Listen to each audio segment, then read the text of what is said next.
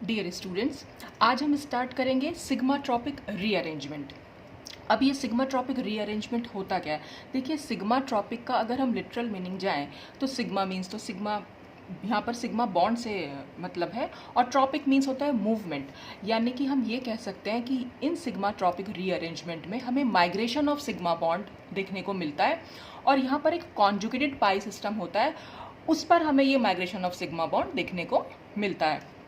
या हम ये कह सकते हैं कि सिग्मा बॉन्ड से अटैच्ड जो ग्रुप है उसका माइग्रेशन हमें देखने को मिलता है। और साथ ही साथ जो कॉन्जुगेट सिस्टम में, जो कॉन्जुगेट पाई सिस्टम था, उसमें पाई इलेक्ट्रॉन्स का साइमल्टेनियस शिफ्ट भी हमें देखने को मिलता है। ये अभी हम एग्जाम्पल से समझेंगे। ये सिर्फ ये था कि सिग्माट्रॉपिक रीअरेंजमेंट से का मतलब क्या है। अब इन क्लासिफिकेशन, हम सिग्माट्रॉपिक रीअरेंजमेंट को कैसे क्लासीफाई कर सकते हैं? तो इनको क्लासीफाई किया जा सकता है, एक इनमें डबल नंबरिंग सिस्टम यूज़ किया जाता है, आई जे या और एम एन, जिसको हम बोल सकते हैं कि पहला ये दोनों नंबर्स हैं। अभी आगे क्लियर होगा कि कैसे ये नंबर्स को हम यूज़ करते हैं। और ये नंबर्स क्या शो करते हैं? ये नंबर्स शो करते हैं कि कौन सा एटम जो है वो माइग्रेट हुआ है और कहाँ पर जाकर वो माइग्रेट हुआ है। तो जैसे फॉर एग्जांपल अगर मैं एक रिएक्शन लिखूं, जैसे ये हमारे पास एक कंपाउंड हो गया, यहाँ पर ये एक एलाइलिक सिस्टम है, और यहाँ पर ये एक आर ग्रुप जो है इस एलाइलिक सिस्टम से अटैच्ड है। अच्छा, उसके बाद जब इसका प्रोडक्ट बना तो आप यहाँ देख सकते हैं कि इस कंपाउंड से जब ये बना तो इसमें ये जो आर ग्रुप है, ये आर ग्रुप इस कार्बन एटम से इस कार्बन एटम पर शिफ्ट हो गया। तो इसलिए हमने बोला 1,3 सिग्माट्रॉपिक। अब ये 1,3 सिग्माट्रॉपिक का मतलब क्या है? यानी कि वही बात है कि नंबरिंग हम कैसे करेंगे इसमें, और कैसे हमने इसको 1,3 बोला। तो सबसे पहले सिग्माट्रॉपिक रीअरेंजमेंट की जो सबसे अच्छी पहचान है कि हम पहचानेंगे कैसे कि वहाँ सिग्माट्रॉपिक रीअरेंजमेंट होगा, तो वहाँ पर एक कोई ना कोई एलाइलिक ग्रुप होगा। ये सबसे उसकी पहचान है कि एलाइलिक ग्रुप होगा, या हम कह सकते हैं कि कोई एल्किनाइल चेन होगी। एल्किनाइल चेन यानी कॉन्जुगेट पाई सिस्टम होगा कि double bond single bond, double bond single bond, ऐसे कोई एक चेन बनती चली जाएगी, लेकिन उसमें कहीं ना कहीं एक एलाइलिक कार्बन ज़रूर होगा। अब ये एलाइलिक कार्बन होता क्या है? देखिए, डबल बॉन्डेड कार्बन से अटैच्ड जो नेक्स्ट कार्बन होता है वो हमारा होता है एलाइलिक कार्बन। तो ये पूरा का पूरा हम कह सकते हैं कि ये एक एलाइल ग्रुप हो गया यहाँ पर। अब इस एलाइल ग्रुप से या एलाइलिक कार्बन से एक ग्रुप अटैच होगा या कोई एटम अटैच होगा जिसको कि माइग्रेट होना है। वो कोई ग्रुप भी हो सकता है, वो कोई एटम भी हो सकता है। तो यहाँ पर आर जो है वो एक माइग्रेटिंग ग्रुप हो गया। तो सिग्माट्रॉपिक रीअरेंजमेंट में सबसे पहले आपको काम ढूंढना है कि वो कॉन्जुगेट पाई सिस्टम को ढूंढना, और कॉन्जुगेट पाई सिस्टम में एक एलाइलिक कार्बन को ढूंढिए। फिर एलाइलिक कार्बन से अटैच्ड जो भी ग्रुप या एटम है वो हमारा माइग्रेटिंग ग्रुप कहलाता है। अब इनकी नंबरिंग हम कैसे करते हैं? तो जो भी एलाइलिक कार्बन होता है एल्किनाइल चेन का या कॉन्जुगेट पाई सिस्टम का, उसको हम हमेशा नंबर 1 देते हैं। ये बात आप ध्यान रखिएगा। यानी जो sp3 कार्बन, ये sp3 कार्बन है, बाकी सारे कार्बन जो होंगे वो sp2 कार्बन होंगे। तो जो भी sp3 कार्बन है वो आपका एलाइलिक कार्बन होगा, उसको आपने हमेशा नंबर 1 देना है। फिर आगे आपको बढ़ते चले जाना है, यहाँ पर 2 नंबर, ये 3 नंबर, और अगर ये चेन आगे इस तरह से होती तो आप इसको 4 नंबर देते, फिर यहाँ 5 नंबर देते, तो ये बढ़ती चली जाती। तो आपने दिया 1 2 3। अब क्या हुआ? जो भी एलाइलिक कार्बन से ग्रुप अटैच्ड है उसको भी हमें नंबर 1 देना है। और अगर ये ग्रुप से आगे कोई चेन है, इस तरह से सपोज इसमें भी कोई चेन होती है, तो हम फिर उसको भी नंबर 2, नंबर 3, नंबर 4 इस तरह से बढ़ाते चले जाते हैं। तो आपने सिर्फ क्या करना है कि जो भी एलाइलिक कार्बन है उसको नंबर 1 दिया, और बाकी पूरी चेन को 2 3 4 लिख दिया, और उस एलाइलिक कार्बन से जो भी ग्रुप या एटम अटैच्ड है उसको भी नंबर 1 दिया, और उसमें भी अगर कोई चेन है तो उसको भी आगे बढ़ाते चले गए। अब यहाँ पर जो सिस्टम आई जे या एम एन करके निकल के आया था, यहाँ पर हम आई जे यानी इसको 1 3 बोल रहे हैं। तो यहाँ पर आई तो है की वैल्यू हो गई 1 और जे की वैल्यू हो गई 3। तो आई यहाँ पर क्या शो कर रहा है, या ये पहला नंबर यहाँ पर क्या शो कर रहा है? ये पहला नंबर शो करता है position of atom in the migrating group. यानी कि यहाँ पर हम ये वाली जो भी माइग्रेटिंग ग्रुप का नंबर है, यानी जो भी ग्रुप माइग्रेट कर रहा है या जो भी एटम माइग्रेट कर रहा है, बस हमें उसका नंबर लिख देना है। और एलाइलिक ग्रुप के किस पोजीशन पर जाकर वो माइग्रेट कर रहा है, फिर सेकंड नंबर हमें वो लिखना है। तो यहाँ पर आप देख रहे थे कि ये कार्बन जब हमने नंबरिंग करी 1 2 3 और इस R को हमने नंबर 1 दिया, तो ये 1 वाला एटम जो है इस एलाइलिक ग्रुप के 3 एटम पर जाकर अटैच्ड हुआ। आप देख रहे हैं यहाँ पर ये 1 था, ये यहाँ पर 1, ये 2, ये 3 और हमने इसको नंबर 1 दिया था, तो ये 1 वाला एटम इस 3 वाले एटम से जाकर अटैच्ड हुआ। तो जो पहला नंबर है वो हमने माइग्रेटिंग ग्रुप या एटम का नंबर दे दिया, और एल्केनाइल चेन के जिस कार्बन एटम पर वो अटैच्ड हुआ वो दूसरा नंबर हमने उसको दे दिया, और इस तरह से उस सिग्मा ट्रॉपिक रीअरेंजमेंट का नाम निकल के आ गया कि वो एक 1,3 सिग्मा ट्रॉपिक रीअरेंजमेंट है। अब क्योंकि यहाँ पर एक ये R क्या होता है, R होता है एल्काइल ग्रुप, क्योंकि यहाँ पर एल्काइल ग्रुप शिफ्ट हुआ है तो हम इसे ये कहेंगे कि ये 1,3 एल्काइल शिफ्ट है। अगर सपोज ये हाइड्रोजन होता तो हम ये कहते कि ये 1,3 हाइड्रोजन शिफ्ट है। तो ये भी ध्यान रखना है कि कौन सा ग्रुप या कौन सा एटम अटैच है उसी हिसाब से उसका नाम हो जाएगा। अच्छा, ये तो था हमारा 1,3 एल्काइल शिफ्ट। अब हम नेक्स्ट एग्जाम्पल देखते हैं। नेक्स्ट एग्जाम्पल में जैसे कि आप यहाँ देख सकते हैं, अब हम ये भी है हमारे पास एक हमें कॉन्जुगेटेड पाई सिस्टम मिल गया, तो फिर से हमने नंबर दे देखिए कॉन्जुगेटेड पाई सिस्टम में जहाँ पर भी डबल बॉन्ड है, डबल बॉन्ड से नेक्स्ट कार्बन हमेशा एलाइलिक कार्बन होगा और वो एक sp3 कार्बन होगा। हमें हमेशा उसको नंबर 1 देना है, तो हमने यहाँ पर दिया नंबर 1, नंबर 2, 3, 4, 5, जहाँ तक भी वो कॉन्जुगेट सिस्टम चला जा रहा है हमें वहाँ तक उसकी नंबरिंग करनी है। तो 5 के आगे आप देख रहे हैं कहीं कोई डबल बॉन्ड कुछ नहीं है, तो हमें कोई नंबरिंग नहीं करनी, हमें यहाँ पर ख़त्म कर दिया इसको। अब 1 नंबर से जो भी ग्रुप अटैच था हमने उसको भी नंबर 1 दे दिया। अब यहाँ पर क्या हुआ है, देखिए ये R ग्रुप जो है यहाँ शिफ्ट हुआ है, ये पाई बॉन्ड फिर इधर शिफ्ट हुआ है और ये पाई बॉन्ड यहाँ पर शिफ्ट हुआ है। तो वही जो हमने डेफिनेशन में समझा था कि एक सिग्मा बॉन्ड, आप अगर हम इसको इस यहाँ से देखें तो ऐसा लग रहा है जैसे ये जो सिग्मा बॉन्ड है वो यहाँ से यहाँ पहुँच गया, या हम कह सकते हैं जो ग्रुप है वो माइग्रेट हुआ है। तो सिग्मा बॉन्ड का माइग्रेशन हमें यहाँ पर दिखाई दे रहा है, और साथ ही साथ जो पाई बॉन्ड थे वो भी उनका भी साइमल्टेनियस शिफ्ट हमें देखने को मिलता है, तो वो हमें यहाँ देखने को मिल रहा है। तो ये जब R यहाँ पर जाकर शिफ्ट हुआ है तो इस R का नंबर था 1, और ये किस पोजीशन पर जाकर शिफ्ट हुआ, 5 पर, तो इसलिए इसका नाम हो गया 1,5 सिग्मा ट्रॉपिक रीअरेंजमेंट। और क्योंकि यहाँ पर एल्काइल ग्रुप शिफ्ट हुआ है तो इसलिए हम इसको बोलेंगे 1,5 एल्काइल शिफ्ट। नेक्स्ट एग्जाम्पल देखेंगे। नेक्स्ट एग्जाम्पल है 1,7 का। तो देखिए ये पूरी एक एल्केनाइल चेन है, single bond double bond single bond double bond, तो पूरा का पूरा एक कॉन्जुगेटेड सिस्टम है। तो हमें तो सिर्फ इसमें यही ढूंढना था कि sp3 कार्बन कौन सा है। तो देखिए सारे के सारे ये कार्बन सब sp2 कार्बन है, यहाँ बचा हमारा sp3 कार्बन, यानी डबल बॉन्ड से नेक्स्ट वाला carbon atom, double bonded carbon atom से नेक्स्ट वाला कार्बन एटम हमेशा एलाइलिक कार्बन होता है, तो उसको हमें हमेशा नंबर 1 देना, और फिर हमें ये जो एल्केनाइल चेन है उसकी नंबरिंग कर देनी है 2, 3, 4, 5, 6, 7। और इससे जो ग्रुप, या अब यहाँ पर एक हाइड्रोजन एटम, क्योंकि यहाँ पर CH3 होता तो CH3 को हम इस तरह से भी लिख सकते हैं। तो ये जो हाइड्रोजन एटम है, अब यहाँ पर ये माइग्रेटिंग एटम है, तो हमने इसको भी यानी कि एलाइलिक कार्बन से जो भी हमारा ये हाइड्रोजन अटैच था उसको हमने नंबर 1 दिया। अब क्या होगा, ये नंबर 1 वाला एटम जो है 7 नंबर कार्बन पर चला जाएगा। तो क्योंकि 1 वाला एटम माइग्रेट हुआ है इसलिए यहाँ तो शुरू में 1 लिखा, और किस कार्बन पर अटैच हुआ है जाकर, ये 7 नंबर, तो इसलिए ये 1,7 शिफ्ट हो गया। और कौन सा शिफ्ट होगा यहाँ पर, क्योंकि हाइड्रोजन शिफ्ट हो रहा है तो अब हम इसको बोलेंगे कि ये 1,7 हाइड्रोजन शिफ्ट है। और साथ ही साथ ये जो डबल बॉन्ड्स हैं ये भी शिफ्ट कर जाएंगे। तो ये सब कुछ साइमल्टेनियस होता है, जैसे ये यहाँ जाता है वैसे यहाँ पर ये शिफ्टिंग हो जाती है। तो इस तरह से हमारे पास ये कंपाउंड तो देख रहे हैं, यहाँ पर CD2 था और अब यहाँ पर CH2 हो गया है, और डबल बॉन्ड जो है एक तरह आगे मूव कर गए हैं। अब हम नेक्स्ट में देखते हैं। नेक्स्ट एग्जाम्पल में आप देख रहे हैं, फिर सबसे पहला काम होता है हमें एलाइलिक कार्बन को ढूंढना। एलाइलिक कार्बन, डबल बॉन्ड से नेक्स्ट कार्बन हमारा एलाइलिक, तो हमें ये दिख गया कि ये जो है वो हमारा एलाइल ग्रुप है।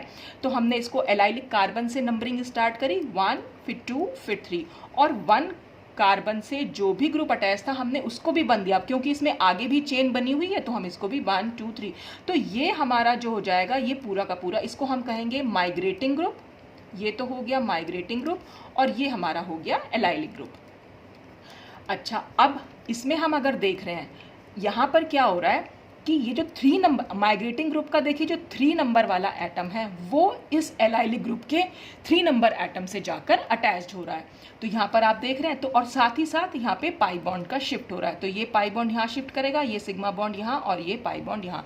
तो यहाँ 3 और 3 के बीच में बॉन्ड बन रहा है। तो बस ये भी आप कह सकते हैं कि जिनके बीच में भी नया सिग्मा बॉन्ड बनता है बस उन्हीं का नंबर हमें यहाँ लिखना है।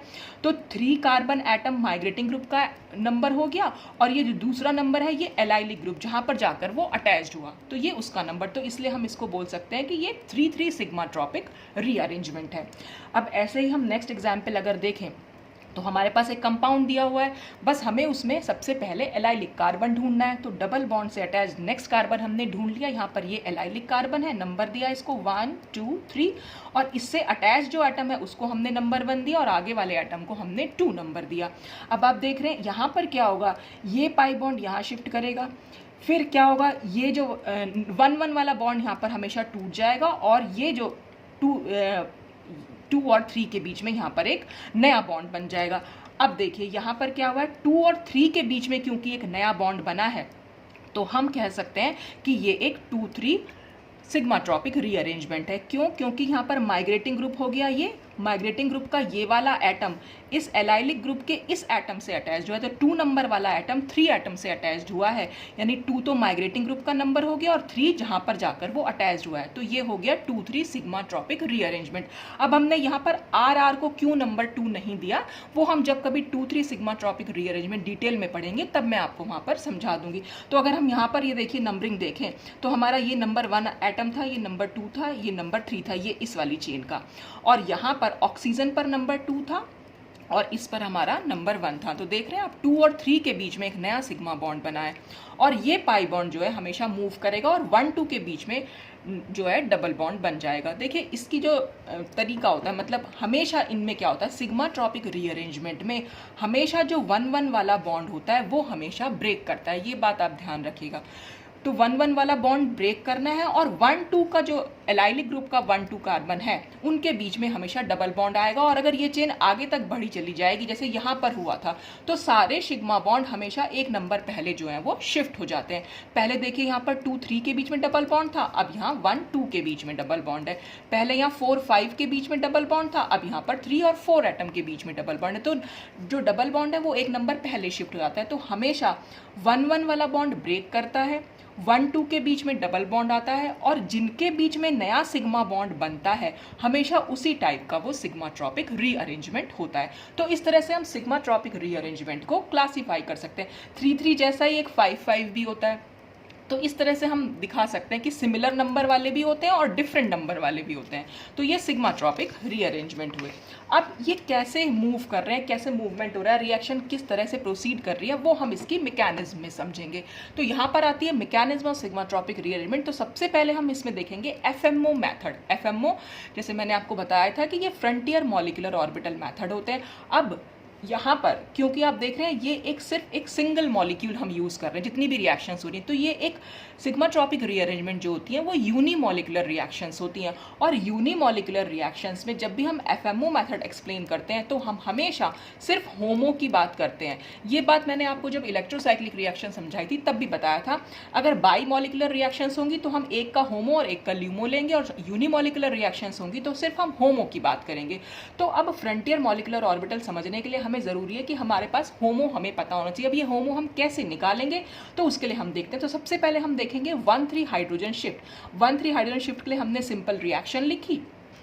ये एलाइलिक कार्बन था, इसको नंबर 1 दिया, ये 2 दिया, यहाँ पर 3 दिया। 1 कार्बन से जो भी हाइड्रोजन अटैच हैं वो उनको हमने नंबर 1 दे दिया। और ये 1 वाला हाइड्रोजन एटम क्योंकि 3 नंबर वाले कार्बन पर गया है इसलिए ये 1,3 और हाइड्रोजन शिफ्ट हुआ, इसलिए ये 1,3 हाइड्रोजन शिफ्ट हुआ, और साथ ही साथ जो है डबल बॉन्ड भी शिफ्ट कर गया।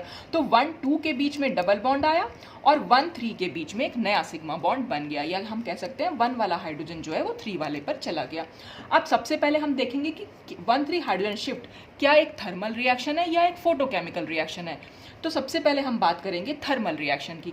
अब देखिए ये रिएक्शंस को समझने के लिए, या हम ये कहें कि एफएमओ मेथड को समझने के लिए हम ये मान सकते हैं कि जो ये सिग्मा बॉन्ड है इसके बीच में एक होमोलिटिक बॉन्ड क्लीवेज हुआ। ये हम सिर्फ एज्यूम कर रहे हैं क्योंकि एक्चुअल में ऐसा नहीं हो रहा, क्योंकि ये तो एक पेरिसाइक्लिक रिएक्शन है यानी कंसर्टेड मैकेनिज्म है, यहाँ पर कोई इंटरमीडिएट नहीं बनता है। जबकि अगर यहाँ होमोलिटिक बॉन्ड क्लीवेज दिखाएंगे तो एक फ्री रेडिकल बन जाएगा, एक free radical allyl free radical बनेगा और एक हाइड्रोजन फ्री रेडिकल बनेगा।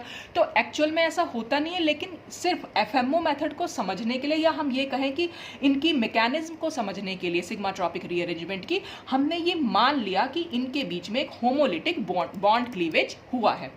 होमोलिटिक बॉन्ड क्लीवेज से क्या होगा कि एक एलाइल फ्री रेडिकल हमारे पास बन जाएगा और एक हाइड्रोजन फ्री रेडिकल। तो अब एलाइल फ्री रेडिकल जो बन गया है, तब हम इसका जो है फिर हम मॉलिक्यूलर ऑर्बिटल डायग्राम बना के देखेंगे कि पाई मॉलिक्यूलर ऑर्बिटल यहाँ पर कैसे बनते हैं। तो देखिए ये सब तो मैं आपको पहले भी समझा चुकी हूँ कि ये पाई मॉलिक्यूलर ऑर्बिटल हम कैसे बना सकते हैं। पेरिसाइक्लिक रिएक्शन की बिल्कुल स्टार्टिंग में समझाया था कि कंस्ट्रक्ट कैसे करते हैं हम पाई मॉलिक्यूलर ऑर्बिटल। आप वहाँ जाकर इसको चेक कर सकते हैं, मैं डिस्क्रिप्शन बॉक्स में लिंक डाल दूंगी, तो आप ये देख सकते हैं कि कैसे ये बनाए जाते हैं।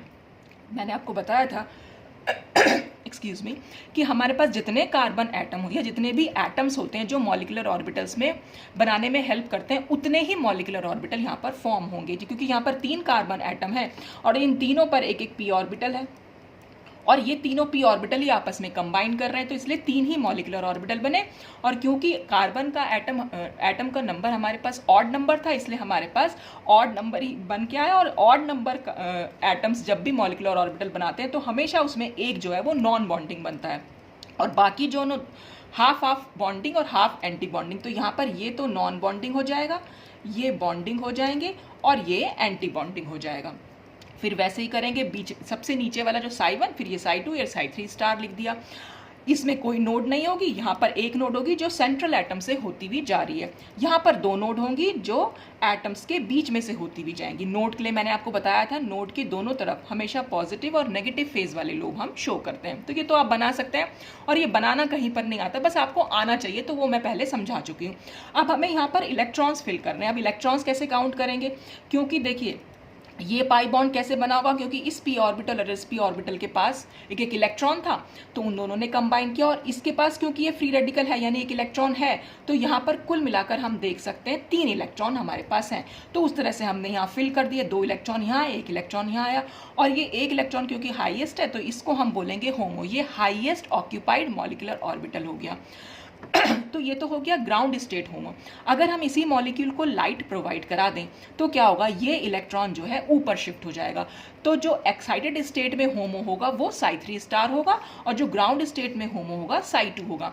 अब हमें सिमेट्री देखनी है, इसमें एम सिमेट्री होती है, यहाँ पर C2 सिमेट्री होती है। एम सिमेट्री में हमें सिर्फ कॉर्नर वाले ऑर्बिटल से मतलब है, यानी कॉर्नर वाले कार्बन एटम से, क्योंकि कॉर्नर वाले कार्बन एटम पर ही चेंज आ रहा है, इससे हाइड्रोजन टूट रहा है यानी ब्रेक हो रहा है और यहाँ पर जाकर हाइड्रोजन जो है वो ऐड हो रहा है।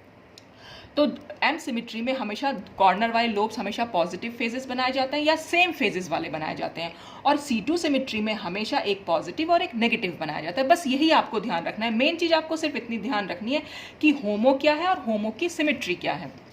अब हमने ये तो बना लिया, अब इसकी रिएक्शन हम मैकेनिज्म में जाएंगे। अब देखिए यहाँ पर क्या हुआ, जैसे हम यहाँ पर ये मैं शो कर रही थी कि देखिए जो ये सिग्मा बॉन्ड बना होगा ये कैसे बना होगा। सिग्मा बॉन्ड तभी तो बना होगा जब इसका जो p ऑर्बिटल है और इस हाइड्रोजन का जो s ऑर्बिटल है वो आपस में कंबाइन किए होंगे। यानी हम अगर एक p ऑर्बिटल दिखा दें और ये हाइड्रोजन ऑर्बिटल और दोनों की ही सेम फेज वाली लोब होंगी, तो अगर हम इसको पॉजिटिव दिखा रहे हैं तो हमें इसे भी पॉजिटिव ही दिखाना पड़ेगा।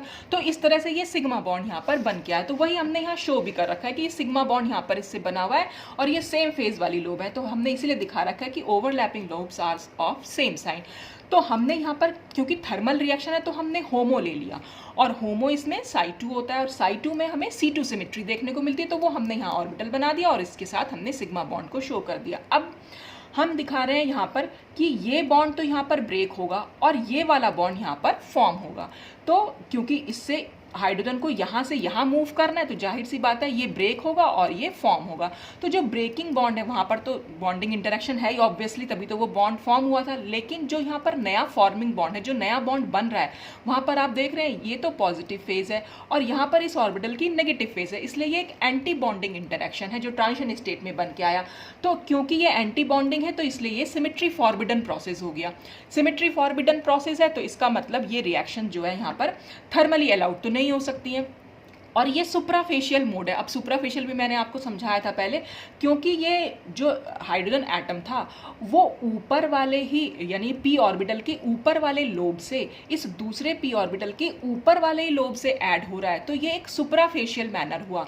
अगर ये ऊपर वाला लोब से जो ये हाइड्रोजन अटैच था, अगर ये इसके नीचे वाले लोब से अटैच्ड होता, मतलब यहाँ से ब्रेक होता और यहाँ पर अटैच होता, तो ये एंट्राफेशियल मोड होता। तो यहाँ पर हम कह सकते हैं कि सुप्राफेशियल मोड में ये थर्मल रिएक्शन तो तो पॉसिबल होंगी ही नहीं क्योंकि ये सिमेट्री फॉरबिडन है।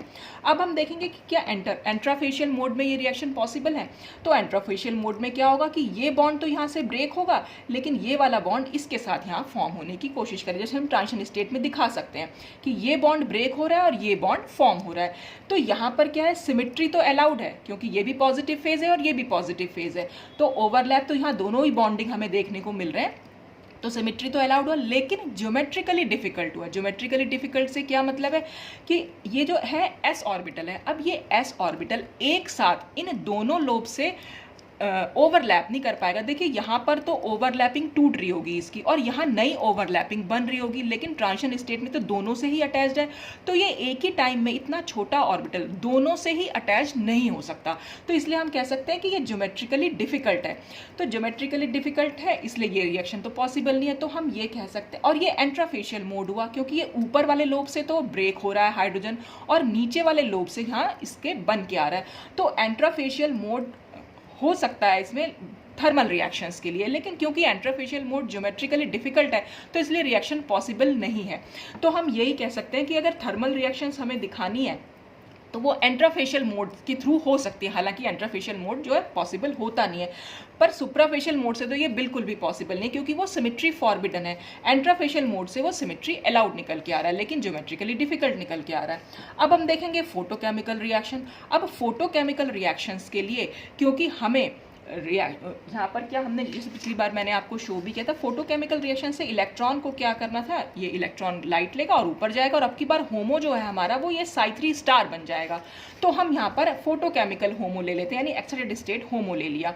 एक्साइटेड स्टेट होमो में क्या होगा, ये मैंने इसको डायरेक्ट दिखा दिया कि यहाँ से ये H टूटेगा, यहाँ से H टूट रहा है, यानी ये बॉन्ड तो जो है वो ब्रेक हो रहा है और ये बॉन्ड जो है हमारा वो फॉर्म हो रहा है। तो यहाँ पर आप देख रहे हैं ये सिमेट्री अलाउड प्रोसेस है, पॉजिटिव से पॉजिटिव फेज ही मिलकर आ रही है और सुपराफेशियल मोड है, ऊपर से ही टूट रहा है और ऊपर ही की साइड आ रहा है। तो इसका मतलब ये एक सिमेट्री अलाउड है और ज्योमेट्रिकली भी फीजिबल हो गया, तो सुपराफेशियल माइग्रेशन हो जाता है यहाँ पर। तो इसका मतलब 1,3 हाइड्रोजन शिफ्ट जो है वो फोटोकेमिकल अलाउड रिएक्शंस हो गई, वो थर्मल कंडीशन में नहीं हो पाएंगी और सिर्फ फोटोकेमिकल कंडीशन में हो सकती हैं। तो इस तरह से हम निकाल सकते हैं कि 1,3 हाइड्रोजन शिफ्ट का हमारा कौन सी रिएक्शन यहाँ पर पॉसिबल है।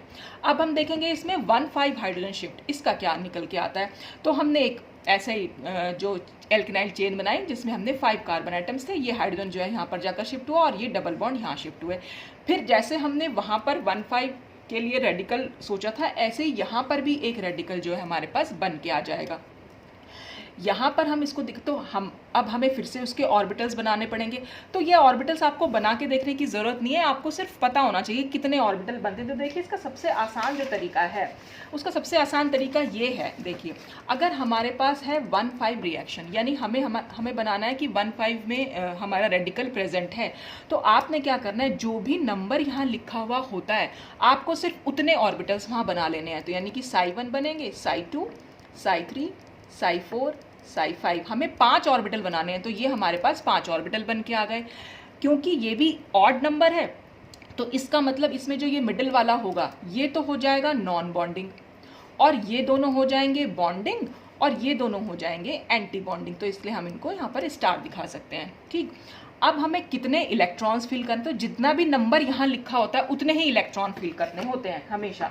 तो आप देख भी सकते हैं कि यहाँ पर अगर बन के ये जो सिग्मा बॉन्ड है ये अगर टूटेगा, अगर हम इसका होमोलिटिक लीवेज कराएंगे तो यहाँ पर एक रेडिकल निकल के आएगा, यानी एक इलेक्ट्रॉन निकल के आएगा।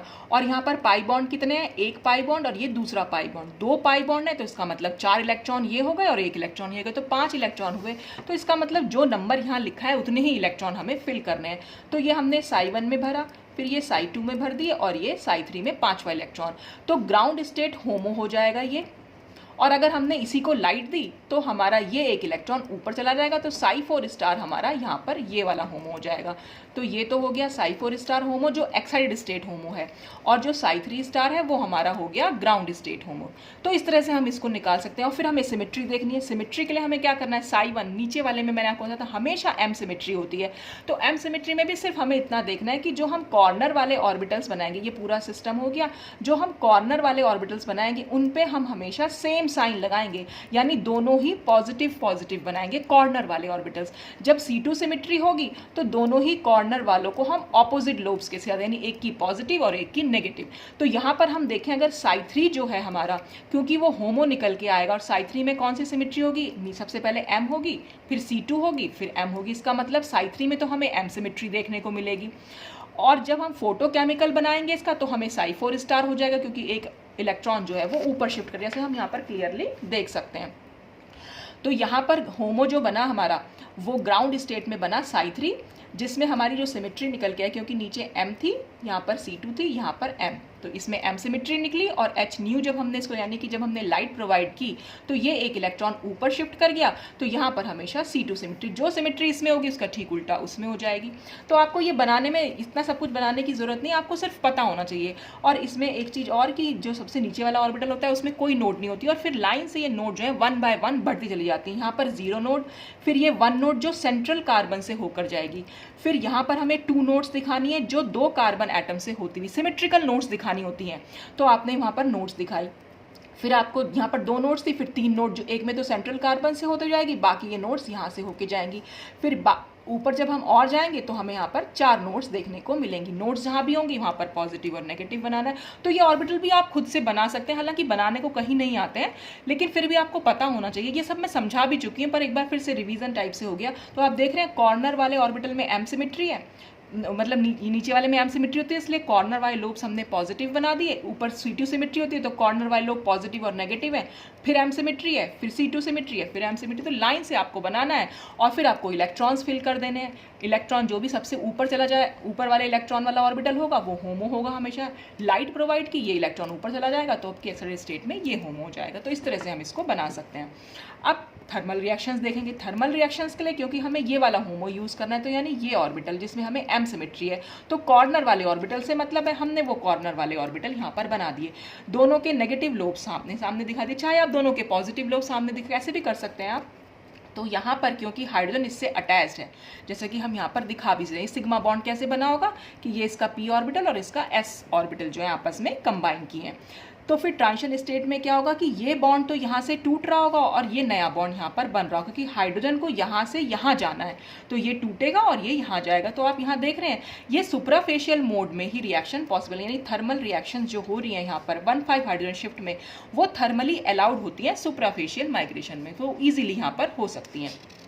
ठीक उसका उल्टा जो 1,3 में निकल के आया था, ठीक उसका उल्टा होता है। अब इसी में हम फोटोकेमिकल रिएक्शंस देखें। फोटोकेमिकल रिएक्शंस के लिए फिर से हमें क्या करना पड़ेगा, देखिए अब की बार हमें ये वाला होमो यूज़ करना है, क्योंकि ये एक्साइटेड स्टेट होमो है। यहाँ पर होगी C2 सिमेट्री, तो अब की बार हमें ये ऑपोजिट लोब्स यहाँ बनाने हैं। फिर से हम दिखाएंगे हाइड्रोजन को, तो हाइड्रोजन क्योंकि अब जब यहाँ से यहाँ जाएगा तो इसका तो ये नेगेटिव फेज वाला लोब मिलेगा और इसका पॉजिटिव, तो ये सिमेट्री फॉरबिडन होगी सुप्राफेशियल मोड में। लेकिन अगर हम एंटाराफेशियल दिखाना चाहें तो एंट्राफेशियल में ये ऊपर से यहाँ पर कंबाइन हो तो सकता है, लेकिन ज्योमेट्रिकली डिफिकल्ट है। यहाँ पर सिमेट्री तो अलाउड है लेकिन ज्योमेट्रिकली डिफिकल्ट है, तो इसलिए हम कह सकते हैं कि 1,5 में H न्यू से, यानी फोटोकेमिकल अलाउड रिएक्शन सिर्फ एंट्राफेशियल मोड से पॉसिबल है। हालांकि एंट्राफेशियल मोड से रिएक्शन पॉसिबल हो नहीं सकती क्योंकि वो ज्योमेट्रिकली डिफिकल्ट है, पर हाँ मतलब दिखा सकते हैं। तो उसी बेसिस पर हम सिलेक्शन रूल्स इसके निकाल के आते हैं। ये है 1+n when migrating group is H, यानी कि यहाँ पर जब हाइड्रोजन शिफ्ट होगा सिर्फ ये उसके सिलेक्शन रूल्स हैं। यहाँ पर M+n मैं बताऊंगी आपको क्या होता है। तो एक 4n सिस्टम निकल के आएगा और एक 4n+2 सिस्टम। अब ये 4n और 4n+2 हम निकालेंगे कैसे, कि देखिए जो हमारा 1,3 शिफ्ट था, तो जो भी नंबर यहाँ लिखे हुए हैं उन दोनों को हमें प्लस कर देना है। तो यहाँ पर अगर 1 और फिर +3, तो 1,3 प्लस करके आ गया हमारे पास 4 इलेक्ट्रॉन, और 4 इलेक्ट्रॉन सिस्टम में आपको पहले भी कितनी बार बता चुकी हूँ कि वो हमेशा 4n सिस्टम होता है। हमें क्या करना है, सिर्फ 4n में नंबर ऑफ इलेक्ट्रॉन भर देने और n की वैल्यू निकाल लेनी है। तो 4n इज इक्वल टू हम 4 रखेंगे तो n की वैल्यू 1 आ जाएगी। तो n की वैल्यू 0, 1, 2, 3, 4 कुछ भी इंटीजर आनी चाहिए, तो वो एक 4n सिस्टम हो जाएगा। इसी तरह 1, 7 भी हम कर सकते हैं। 1 और 7 को अगर हम प्लस करेंगे तो आंसर आएगा 8। 8 वाला भी हमारा एक 4n सिस्टम ही होता है, क्योंकि अब की बार n की वैल्यू 2 आ जाएगी आपके पास। और अगर हम देखें 4n+2 सिस्टम कौन से होंगे, तो वो 1,5 सिस्टम होते हैं। 1,5 सिग्मा ट्रॉपिक, उसमें 1+5 कर देंगे तो कुल मिलाकर 6 इलेक्ट्रॉन्स आ जाएंगे। या 3,3 सिग्मा ट्रॉपिक भी हो सकते हैं, 3+3 करेंगे तो वो भी 6 इलेक्ट्रॉन्स आएंगे। तो टोटल नंबर हमारा 4, 8 इस तरह से अगर कुछ आए तो वो 4n सिस्टम होता है, और 6, 10, 2 इस तरह से कुछ आ जाए तो वो हमारे 4n+2 सिस्टम्स होते हैं। तो यहाँ से हम सिस्टम पता लगा सकते हैं। तो 4n हमारा था 1,3 जो हमने अभी चेक किया, और 4n+2 था वो 1,5 सिग्मा ट्रॉपिक था। तो आपने देखा कि 1,3 रिएक्शंस जो होती हैं वो फोटोकेमिकल अलाउड निकल के आ रही थी, और जो 1,5 थी वो हमारी थर्मल अलाउड थी। तो थर्मल अलाउड सुप्राफेशियल से निकल के आ रही थी, और जो अभी हमने देखा 1,5 में यहाँ पर फोटोकेमिकल रिएक्शन जो एंट्राफेशियल मोड से हो रही थी, तो वो हमारी फोटोकेमिकल रिएक्शन जो एंट्राफेशियल मोड से हो रही थी। हालांकि एंट्राफेशियल मोड जैसे मैंने आपको बताया कि ज्योमेट्रिकली डिफिकल्ट होता है, लेकिन सिलेक्शन रूल्स में हम इसको लिखते हैं कि वुडवर्ड हॉफमैन रूल जो सिलेक्शन रूल्स दिए थे उन्होंने तो उसको सिलेक्शन रूल के अकॉर्डिंग पॉसिबल बताया था। तो इस तरह से हम यहाँ पर निकाल सकते हैं। तो अब इसमें एक चीज़ और आपको ध्यान रखनी है, यहाँ पर जो मैंने लिखा है कि 1,7 रिएक्शंस जो होती हैं वो thermal as well as photochemical allowed होती हैं। ये चीज़ आपको ध्यान रखनी है। हालांकि ये एक 4n सिस्टम है, 4n सिस्टम में हमारी सिर्फ जो फोटोकेमिकल अलाउड निकल के आ रहा है, लेकिन ये थर्मल रिएक्शंस भी हो सकती हैं। अब वो कैसे हो जाएंगी, क्योंकि देखिए 1,7 सिस्टम जो होता है हमारा 1,7 सिस्टम में, क्योंकि नंबर ऑफ कार्बन एटम बढ़ जाते हैं, नंबर ऑफ कार्बन एटम आपके पास बढ़ जाएंगे। 7 कार्बन हो गए आपके पास यहाँ पर, सपोज ये देखिए ये मैंने दिखाया 3 और 3 6 और 1 7, और यहाँ पर एक हाइड्रोजन जुड़ा हुआ है, ये डबल बॉन्ड, ये डबल बॉन्ड और ये डबल बॉन्ड, ठीक है। तो इस तरह से नंबर ऑफ कार्बन एटम जब आपके पास बढ़ जाएंगे तो सिस्टम जो है वो फ्लेक्सिबल हो जाएगा, और जब सिस्टम एक बार फ्लेक्सिबल हो जाता है तो जो ये ऑर्बिटल्स हैं ये अपने आप को मूव करा सकते हैं, इनका जो है रोटेशन पॉसिबल है, मतलब ये कह लीजिए। देखिए अब क्या होगा, हमने सपोज यहाँ पर 1,7 सिस्टम जो बनाया था, इसकी अगर हम फिर से अगर ये एक 1,7 सिस्टम है, अगर हम इसके ऑर्बिटल्स देखें तो मैंने आपको बताया था कि जो भी नंबर यहाँ लिखा होता है उतने ऑर्बिटल्स यहाँ पर बन जाएंगे, तो यानी 7 ऑर्बिटल बनेंगे, और इतने ही इलेक्ट्रॉन्स हमें यहाँ पर फिल करने हैं। तो हमने यहाँ पर 7 ऑर्बिटल, ये psi1, ये psi2, फिर psi3, फिर psi4, psi5, psi6 और ये psi7, और क्योंकि 7 फिर से एक ऑड नंबर है तो जो इसमें मिडिल वाला होगा ये वाला, ये नॉन बॉन्डिंग बन जाएगा, ये तीनों एंटी बॉन्डिंग बनेंगे और ये तीनों बॉन्डिंग बन जाएंगे। अब हमें 7 इलेक्ट्रॉन्स फिल करने हैं। 7 इलेक्ट्रॉन्स का मतलब है psi1 में कितने आएंगे, 2 इलेक्ट्रॉन, psi2 में आएंगे फिर से 2 इलेक्ट्रॉन, psi3 में आएंगे 2 इलेक्ट्रॉन, और psi4 में जाएगा 1 इलेक्ट्रॉन, यानी कुल मिलाकर हमने 7 इलेक्ट्रॉन भर दिए। फिर हम सिमेट्री देखेंगे, यहाँ पर m सिमेट्री, फिर ये C2 symmetry, m symmetry, C2 symmetry, और जैसे ही हमने इसको h न्यू दिया, यहाँ पर ये इलेक्ट्रॉन जो है ऊपर चला जाएगा, यानी psi5 में चला जाएगा, और अब की बार हमें यहाँ पर m सिमेट्री देखने को मिलेगी। तो हम बात करें अगर थर्मल रिएक्शन की, फोटोकेमिकल तो पॉसिबल है जो हम फन 3 में दिखा चुके हैं, बिल्कुल वैसे ही हमें यहाँ दिखाना है। अब हम देखेंगे ये थर्मल अलाउड कैसे है। तो थर्मल अलाउड में आपको C2 सिमेट्री हमें दिखानी है। तो C2 जैसे कि हम यहाँ भी समझ सकते हैं, यह भी C2 सिमेट्री है, ये पूरा का पूरा सिस्टम आप 5 ना समझ के यहाँ 7 सिस्टम समझ लीजिए। तो C2 सिमेट्री बिल्कुल ऐसे ही दिखानी पड़ेगी। अब यहाँ पर क्या होगा, क्योंकि सिस्टम फ्लेक्सिबल है, नंबर ऑफ कार्बन एटम्स बढ़ गए हैं, तो यहाँ पर ये ऑर्बिटल्स जो है वो रोटेट कर सकता है। तो अगर हम इस ऑर्बिटल को रोटेट करा दें तो कंडीशन कैसी हो जाएगी, यहाँ पर ये पॉजिटिव हो जाएगा, ये नेगेटिव, ये पॉजिटिव हो जाएगा, ये नेगेटिव, और यहाँ पर ये हाइड्रोजन एटम जुड़ा ही हुआ था इससे, ये भी पॉजिटिव था, तो ये इससे टूट के यहाँ पर ये पॉजिटिव, और ये हमने इसको ऐसे, हाँ ऊपर तो मुझे पॉजिटिव ही दिखाना पड़ेगा ना, ये वाला तो पॉजिटिव था क्योंकि, तो ये पॉजिटिव था, ये नेगेटिव था, हमने सिर्फ इसको घुमाया है, तो ये ऊपर पॉजिटिव पहुंचा, ये हाइड्रोजन का पॉजिटिव पहुंचा, और ये तो हमारा ऑलरेडी पॉजिटिव था ही, तो ये इससे आराम से कंबाइन कर सकता है। तो ये सिमेट्री अलाउड रिएक्शन है, क्योंकि यहाँ पर ऑर्बिटल जो है रोटेट कर सकता है, तो ऑर्बिटल यहाँ पर रोटेट कर गया, इसलिए यहाँ पर जो है ये थर्मल अलाउड रिएक्शंस भी हो सकती हैं। तो 1,7 जब भी कभी आप देखें तो वहाँ पर एंट्राफेशियल मोड से भी रिएक्शन पॉसिबल है, तो वो थर्मली अलाउड हो जाती हैं। तो इस तरह से आप या इसके सिलेक्शन रूल्स को आप याद कर सकते हैं। और सिलेक्शन रूल याद करने का क्या तरीका, सिर्फ हाइड्रोजन के लिए मैं बता रही हूँ। अगर माइग्रेटिंग ग्रुप हाइड्रोजन है, मैंने आपको बताया था इलेक्ट्रोसाइक्लिक रिएक्शन में 4NDP, ये 4NDP बहुत काम की चीज़ है। साइक्लो एडिशन रिएक्शन में भी इसकी बहुत मिली थी, इसी की हेल्प से हमने निकाला था कि 2+2 साइक्लो एडिशन जो होती हैं वो हमारी फोटोकेमिकल अलाउड होती हैं, क्योंकि 2+2 सिस्टम भी हमारा 4N सिस्टम होता है। तो यहाँ पर डी से तो डिस था और पी से फोटोकेमिकल था। क्योंकि डिस का तो कोई काम ही नहीं है, तो 4N सिस्टम में हमेशा हमें फोटोकेमिकल रिएक्शन देखने को मिलेगी जब माइग्रेटिंग ग्रुप हाइड्रोजन होगा। अब ये ध्यान रखिएगा। तो यहाँ पर 4N सिस्टम में फोटोकेमिकल रिएक्शन और सुपरफिशियल तो होंगी ही वो, और 4N+2 ठीक इसका उल्टा हो जाएगा, तो वहाँ पर वो थर्मली अलाउड देखने को मिलती है। तो इस तरह से हम सिग्मा ट्रॉपिक रिएक्शंस में ये 1,3 और 1,5 हाइड्रोजन शिफ्ट देखा हमने आज। और अब हम नेक्स्ट वीडियो में 1,3 और 1,5 एल्काइल शिफ्ट की बात करेंगे। तो आज के लिए बस इतना ही। Thanks for watching.